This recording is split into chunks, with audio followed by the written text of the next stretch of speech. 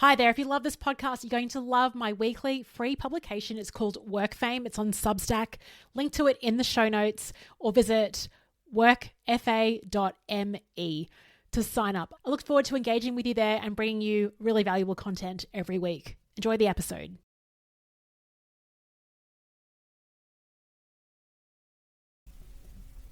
Hey, first-time facilitator listeners. This is an episode I recorded on my other podcast, but it was an article I wrote called The Dark Arts of Interrupting Someone. And I wrote this recently because I was in a call and it just sort of went on and on and on. I got a little bit, I was like, oh, come on. It's okay to interrupt. And I think when I wrote this article, I didn't realize how much it would resonate and land with people. And I had a ton of people commenting on this one. So I thought I would read the article for you and just give you permission as a host, as a facilitator. It is absolutely your duty of care to interrupt at the right time. I also show how you can do that. So enjoy the listen. And if you like more of these quick hits of shares, listen to my new podcast. It's called Leanne on Demand. Thanks so much. Enjoy the episode. I actually had a lot of fun writing my latest Substack publication on work fame. So this is the name of my weekly publication on a tool called Substack. I'll link to, you can sign up, it's free. Link is in the show notes for this one. But I had way too much fun writing this article, so I just wanted to read it to you on today's episode.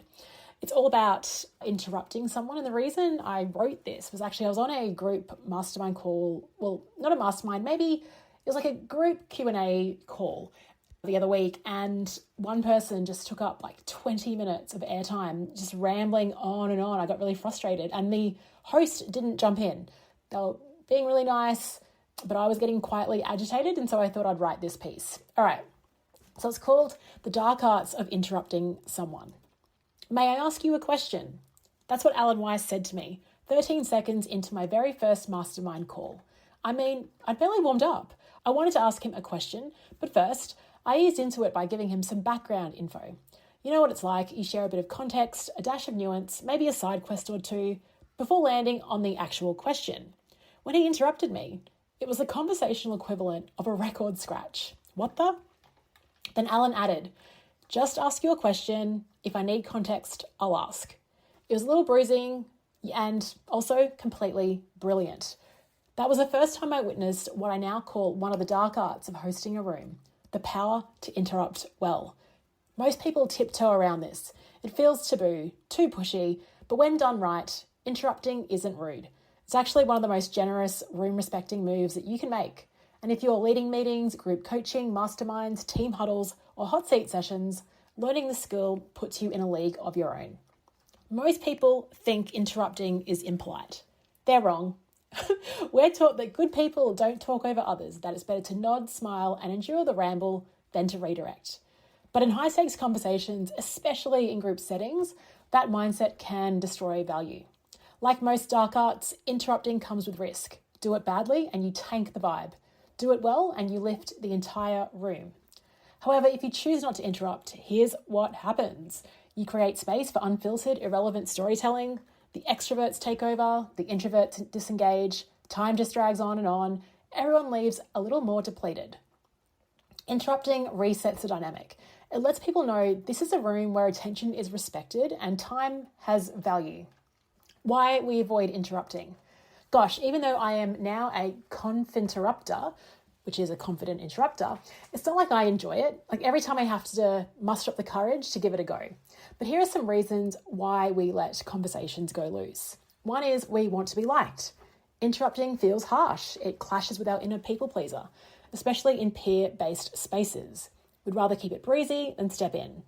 Two, we don't trust ourselves. I mean, what if we misjudge the moment? What if we misread their flow? What if they're about to land on something profound? So we all wait and wait and wait.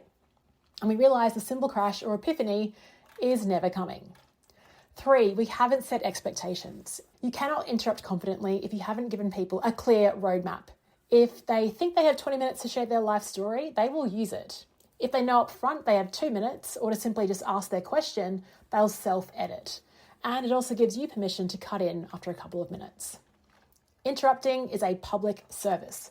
Honestly, if you interrupt to set things on course, you are my new hero. Firstly, it protects the group. Imagine you're running a Zoom for 8 people, 60 minutes total. Back of napkin math is 7.5 minutes per person, max. One overtalker blows it out. A sharp interruption reins it in. It restores rhythm and makes it more equitable. Everyone else in that call is sighing with relief and giving you virtual high fives. Secondly, it protects the speaker. Honestly, most people don't even realize they're meandering. They think they're being helpful by providing context, but often they're just drowning in detail. A clear redirect like, hey, what's the core challenge here? Pulls them out of the weeds and into clarity. Thirdly, it protects your reputation. Let the session drag and people will ghost your next one. However, if you become known as someone who runs tight, purposeful rooms, then your work fame grows. Remember, people remember who made their time feel valuable. Mastering the dark arts. How to protect the room without killing the vibe. So how do you create group value without being a micromanager? This is where Michael Bungay Stanier's concept of stage directions comes into play. In his book, The Advice Trap, by the way, if you listen to the audiobook, you might hear my commentary, MBS talks about sealing the exits. In your coaching conversations, you have to gently, confidently bring the room back to purpose. And the tool for that, well, it's a well-placed interruption. Some powerful redirect phrases include, let me jump in here. Can I pause you for a second? Hey, what's the real challenge you're trying to answer right now? Your tone matters. You can't just say the right phrase. You have to land it.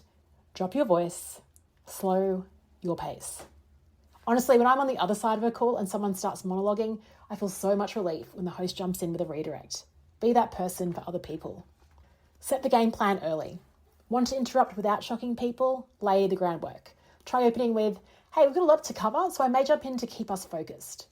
Please keep context to 1 or 2 sentences, then ask your question. If I cut in, it's just to help make the most of our time together. You can shift the tone of an entire session in your first 60 seconds. Use them.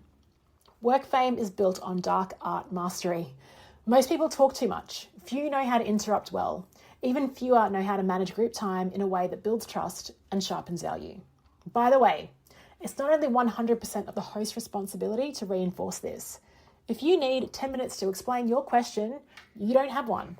You have a monologue. Save it for your journal. So I won't read the rest of that, but that's what I think in terms of interrupting. I think it's a really great service that you can offer others. So just have that mindset in mind next time you're hosting a call. Thanks so much for listening, and I'll speak to you tomorrow.